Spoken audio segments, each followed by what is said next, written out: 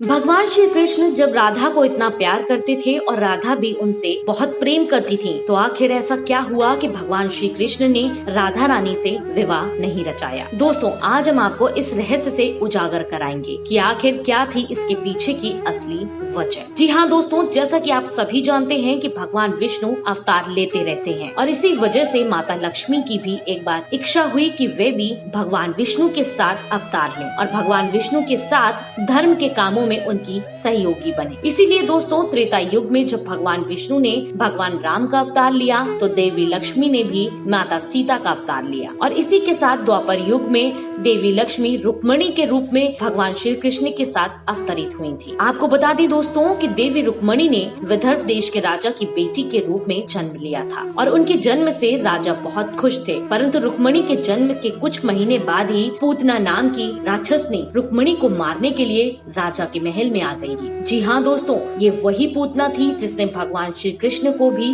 कंस के कहने पर अपना जहरीला स्तनपान कराकर मारने की कोशिश की थी, परंतु भगवान श्री कृष्ण ने जब उसका स्तनपान किया तो वो मृत्यु को प्राप्त हो गई थी। आपको बता दें कि इसी तरह पूतना ने माता रुक्मणी को भी स्तनपान कराने की बहुत कोशिश की थी, मगर रुक्मणी उसका स्तनपान नहीं कर रही थी और पूतना पूरी कोशिश में लगी थी कि देवी उसका स्तनपान कर ले। मगर दोस्तों, इसी दौरान महल के अंदर कुछ लोग आ जाते हैं और अचानक लोगों के इस तरह आ जाने से पूतना देवी रुक्मणी को लेकर आसमान में उड़ गई। हालांकि लोगों ने उसका बहुत दूर तक पीछा भी किया, परंतु पूतना रुक्मणी को लेकर आसमान में बहुत ऊपर तक उड़ती जा रही थी। दोस्तों, जैसे ही पूतना आसमान में बहुत ऊपर पहुंच गई, उस दौरान खुद को पूतना से बचाने के लिए देवी रुक्मणी ने अपना वजन बढ़ाना शुरू कर दिया था। देवी रुक्मणी ने अपना वजन इतना ज्यादा बढ़ा लिया कि पूतना उनका भार उठा ही नहीं पाई, इसलिए उसने देवी रुक्मणी को अपने हाथ से छोड़ दिया और देवी रुक्मणी उसके हाथ से छूटकर आसमान से पृथ्वी पर आकर एक सरोवर में कमल के फूल पर विराजमान हो गयी। जी हाँ दोस्तों,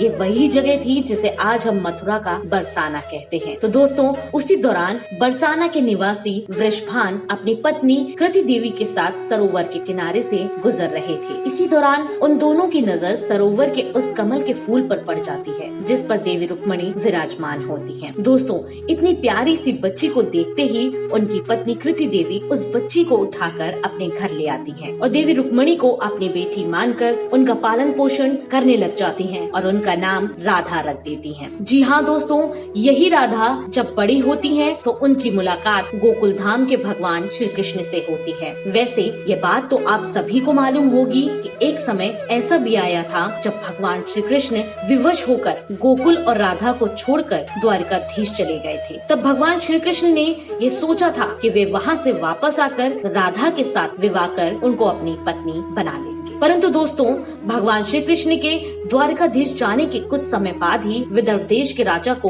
ये पता चल जाता है कि राधा उनकी ही पुत्री है। तो वे बरसाने जाकर अपनी बेटी को अपने साथ वापस विदर्भ राज्य ले आते हैं। दोस्तों, आपको मालूम हो कि विदर्भ राज्य भगवान श्री कृष्ण के दुश्मनों का राज्य था, इसीलिए विदर्भ देश के राजा अपनी बेटी रुक्मणी का विवाह किसी और के साथ करा देना चाहते थे। जी हाँ दोस्तों, यही एक वजह थी जिसके चलते भगवान श्री कृष्ण ने देवी रुक्मणी का हरण करके उन्हें अपनी पत्नी बना लिया था। अब आप इस कहानी को सुनकर ये तो समझ ही गए होंगे कि राधा और रुक्मणी अलग अलग नहीं हैं, बल्कि एक ही हैं। जी हाँ दोस्तों, इसीलिए जब भगवान श्री कृष्ण ने पहले ही रुक्मणी से विवाह कर लिया तो वे राधा से विवाह कैसे कर सकते थे। इसलिए दोस्तों, जब भी हमारे पुराणों में राधा जी का नाम आता है तो उस वक्त रुक्मणी जी का नाम नहीं आता है, क्योंकि शादी से पहले तक तो श्री कृष्ण राधा नाम से प्यार करते थे और शादी के बाद उनके जीवन में केवल रुक्मणी जी थी। जी हाँ दोस्तों, तो जिन लोगों को यह लगता है कि श्री कृष्ण ने राधा को धोखा दिया था तो आप गलत हैं, क्योंकि भगवान ने सिर्फ और सिर्फ अपने प्रेम से विवाह किया था, जिनके केवल नाम अलग थे मगर इंसान एक ही थी। तो दोस्तों, अब तो आपको क्लियर हो ही गया होगा कि आखिर भगवान श्री कृष्ण ने राधा से विवाह क्यों नहीं किया था। तो दोस्तों, इसी तरह की कुछ अनसुनी कहानियों के बारे में जानने के लिए हमारे साथ जुड़े रहिए और हमारे चैनल को लाइक करना और सब्सक्राइब करना बिल्कुल न भूलें। धन्यवाद।